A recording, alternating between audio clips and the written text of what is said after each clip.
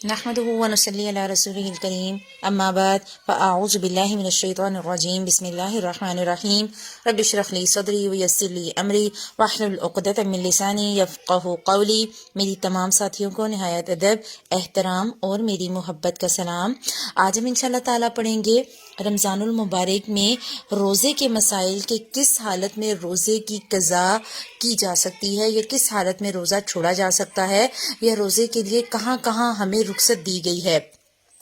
اللہ کے نبی صلی اللہ علیہ وسلم کے عمل میں اور احادیث مبارکہ میں صرف دو صورتیں بیان کی گئیں، ایک بیماری اور دوسرا سفر۔ بیماری میں بھی روزہ چھوڑا جا سکتا ہے اور سفر میں، اور بیماری میں بھی آپ روزہ رکھتے ہیں اگر، اور آپ اپنی بیماری کی شدت کی وجہ سے اگر اسے پورا نہیں کر سکتی تو اسے بھی افطار کیا جا سکتا ہے۔ اسی طرح سفر میں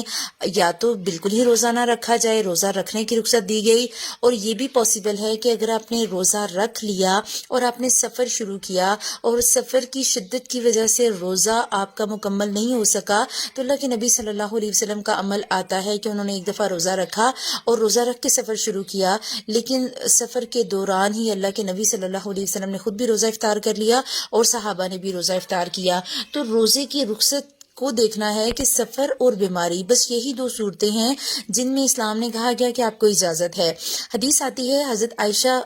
سے مروی ہے، وہ کہتی ہیں کہ حمزہ بن عمرو اسلمی یہ وہ صحابی تھے جو اکثر روزے رکھا کرتے تھے، کثرت سے روزہ رکھنے والے صحابی تھے۔ انہوں نے اللہ کے نبی صلی اللہ علیہ وسلم سے پوچھا اصوم فی السفری، کہ کیا میں سفر میں روزہ رکھوں؟ وکانا کثیر الصیام، اور وہ کثرت سے روزہ رکھنے والے تھے۔ تو اللہ کے نبی صلی اللہ علیہ وسلم نے فرمایا ان شئت فصم، اگر تم چاہو تو تم روزہ رکھو، و ان شئت فافطر، اور اگر تم چاہو تو تم روزہ نہ رکھو۔ یعنی کہ اگر آپ کو لگے کہ آپ سفر میں روزے کو آسانی سے مکمل کر سکتے ہیں تو ہم روزہ رکھیں گے، اور اگر لگے کہ سفر کی وجہ سے روزہ مکمل کرنا مشکل ہو جائے گا تو اس روزے کو چھوڑا بھی جا سکتا ہے۔ ایک اور حدیث آتی ہے حضرت ابو سعید خدری رضی اللہ تعالیٰ عنہ سے مروی ہے، وہ کہتے ہیں کہ ہم رمضان کی 16 تاریخ کو، یعنی 16ویں رمضان المبارک کو، ہم اللہ کے نبی صلی اللہ علیہ وسلم کے ساتھ جہاد کے لیے نکلے، تو ہم میں سے بعض صحابہ نے روزہ رکھا اور بعض نے افطار کر لیا۔ تو جن لوگوں نے روزہ رکھا تھا انہوں نے روزہ نہ رکھنے والوں پہ کوئی اعتراض نہیں کیا، اور جنہوں نے نہیں رکھا تھا انہوں نے روزہ رکھنے والوں پہ کوئی اعتراض نہیں کیا۔ یعنی کہ سفر میں رخصت دی گئی ہے۔ اور ایک اور اللہ کے نبی صلی اللہ علیہ وسلم کی حدیث کا مفہوم آتا ہے کہ اگر اللہ تعالیٰ نے رخصت دی ہے تو اس رخصت کا فائدہ اٹھاؤ۔ یعنی کہ اگر آپ کے لیے آسانی ہے، آپ کو لگے کہ آپ کے لیے آسانی ہے روزے کی، تو آپ اس روزے کو مکمل کر لیں۔ اگر آسانی نہیں لگتی تو اس روزے کو چھوڑا بھی جا سکتا ہے۔ اسی طرح ایک عورت جو حاملہ ہے یا حیض و نفاس کی کنڈیشن ہے، جو حیض ہے یا نفاس ہے، یہ بھی بیماری ہے۔ آتا ہے نا کہ حیض جو ہے وہ نجاست ہے، تو ان حالت میں عورتوں سے دور رہو۔ قرآن پاک نے اس کو تکلیف کہا ہے کہ حیض ایک بیماری ہے، تکلیف ہے۔ ایسی صورت میں عورت روزہ نہیں رکھے گی۔ ایک حیض، دوسرا نفاس۔ حیض یہ ہے کہ آپ پیریڈز کے جو ڈیز ہیں وہ ہیں حیض، اور نفاس وہ ہوتے ہیں کہ اگر مس کیریج ہو گیا یا ڈیلیوری ہو گئی تو جو پیدائش کے بعد کا جو عرصہ ہوتا ہے، ٹھیک ہے، 40 ڈیز کا، اس حالت میں بھی روزہ نہیں رکھا جائے گا۔ وہ اس میں بھی عورت کے لیے آسانی دے دی گئی کہ اس کو بعد میں قضا کر لے، بعد میں اس کی گنتی پوری کر لے۔ نماز کی اس میں قضا نہیں ہوتی لیکن روزے کی قضا ہوتی ہے، ٹھیک ہے۔ یہاں ایک تیسری چیز بھی ہے کہ ایک تو ہو گیا حیض، دوسرا ہو گیا نفاس، ایک ہوتی ہے بیماری۔ اسے کہتے ہیں کہ ایسی بیماری جس میں عورت کے لیے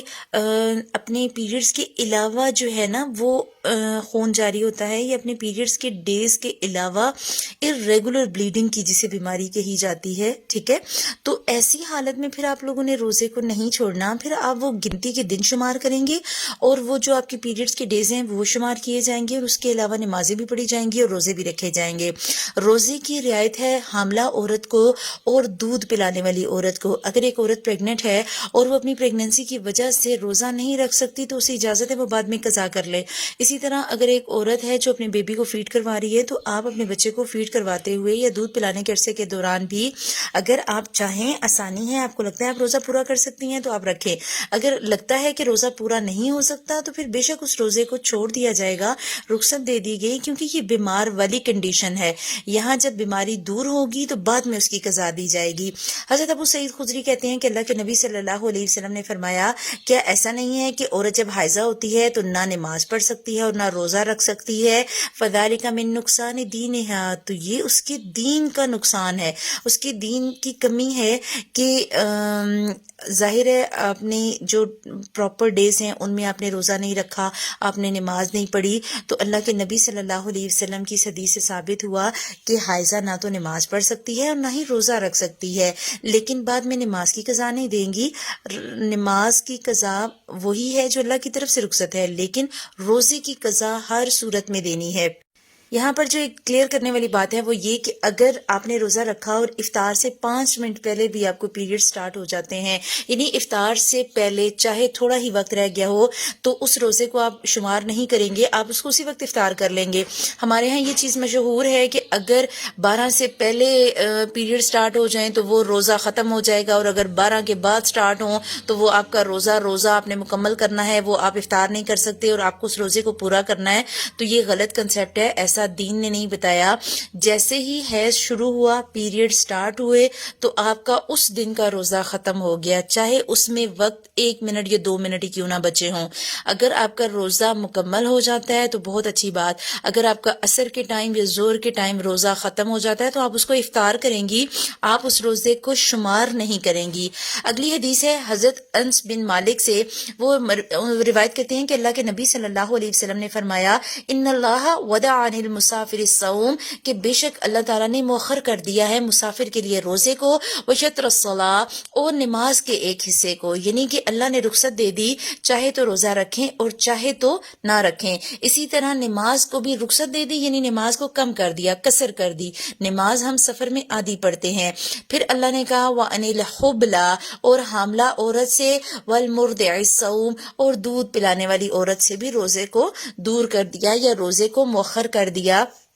کہ اگر آسانی ہے تو روزہ رکھیں اور اگر آسانی نہیں ہے تو اس روزے کو آپ بعد میں قضا کر لیں. یہاں ایک چیز اور ہے کہ آپ کے مائنڈ میں یہ بات بھی آ رہی ہوگی کہ اگر ہم نے نماز کی قضا نہیں کرنی تو روزے کی قضا کیوں کرنی ہے؟ تو ہمارا جو دین ہے وہ ہمیں آسانی کا حکم دیتا ہے اور ہمارے دین میں کہیں پر بھی سختی نہیں ہے. اگر عورت 8 دن یا 10 دن بیمار رہتی ہے اور بعد میں وہ صرف نمازیں قضا کرنے پہ آئے تو میرے خیال میں وہ پھر دن کے روٹین کے کئی کام چھوڑ دے. تو اللہ تعالیٰ نے آپ کے میرے لیے آسانی رکھی کہ اگر آپ پیریڈز کے بعد غسل کریں گے، پاک ہو جائیں گے، آپ نے صرف روزوں کی قضا دینی ہے، آپ نے نماز کی قضا نہیں دینی. اور بعض اوقات شریعت کے معاملات ہماری رائے یا ہمارے ذہن کے برعکس ہوتے ہیں، لیکن ہم نے ان احکامات کی ہی پیروی کرنی جو ہمیں اللہ تعالیٰ نے بتائے اور ہمارے پیارے حبیب حضرت محمد صلی اللہ علیہ وسلم نے کر کے بتائے. کیونکہ حضرت علی کی حضرت علی کا ایک قول آتا ہے کہ اگر دین عقل کے تابع ہوتا تو ہمیں جرابوں کے اوپر مسح کرنے کا حکم نہ ہوتا، بلکہ ہمیں جرابوں کے نیچے سے مسح کرنے کا حکم دیا جاتا. کیونکہ چلتے ہوئے جرابیں نیچے سے گندی ہوتی ہیں اور خراب ہوتی ہیں، لیکن جب ہم وضو کرتے ہیں تو ہم مسح اوپر سے کرتے ہیں. تو کئی شریعت کے احکامات ایسے ہیں، تو جب یہ احادیث پڑھائی جاتی ہیں یا بتائی جاتی ہیں کہ جو حائضہ عورت ہے یا حاملہ عورت ہے وہ بعد میں روزے کی قضا دے گی، وہ نماز کی قضا نہیں دے گی، تو بہت جگہوں پر آبجیکشن آتا ہے. تو آپ کو یہ بات پتہ ہونی چاہیے کہ اللہ سبحانہ و تعالیٰ ہمارے ساتھ آسانی کے معاملات رکھنے والے ہیں. اللہ تعالیٰ بہتر طریقے سے جانتے ہیں کہ پھر ہم نمازوں کی اتنی قضا نہ دے پاتے، تو اللہ نے آسانی کر دی کہ آپ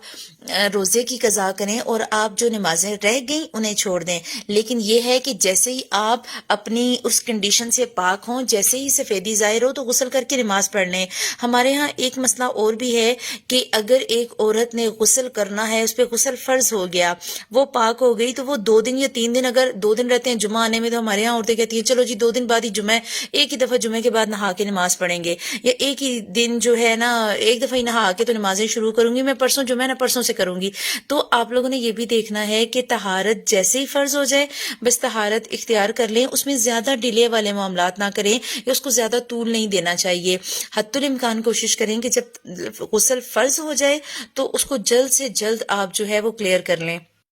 اگلی حدیث ہے کہ حضرت عبداللہ بن عباس سے مروی ہے، وہ کہتے ہیں کہ اللہ کے نبی صلی اللہ علیہ وسلم نے ایک دفعہ رمضان المبارک کے مہینے میں مکہ کی طرف سفر شروع کیا، تو وہ کہتے ہیں فصامہ، انہوں نے روزہ رکھ لیا، فلما بلغ القدید، تو جب وہ قدید کے مقام پر پہنچے تو کیا ہوا، افطرا، اللہ کے نبی صلی اللہ علیہ وسلم نے روزے کو افطار کر دیا، فافطر الناس، تو لوگوں نے بھی روزہ افطار کر دیا۔ اس سے ثابت ہوا کہ اگر آپ سفر کر رہے ہیں اور سفر آپ کو مشکل لگ رہا ہے یا آپ کو لگتا ہے کہ آپ کا سفر میں روزہ مکمل نہیں ہو سکے گا تو آپ اس کو افطار کر سکتے ہیں۔ اگلی چیز ہے بڑھاپا یا ایسی بیماری جس کے ختم ہونے کی توقع نہ ہو،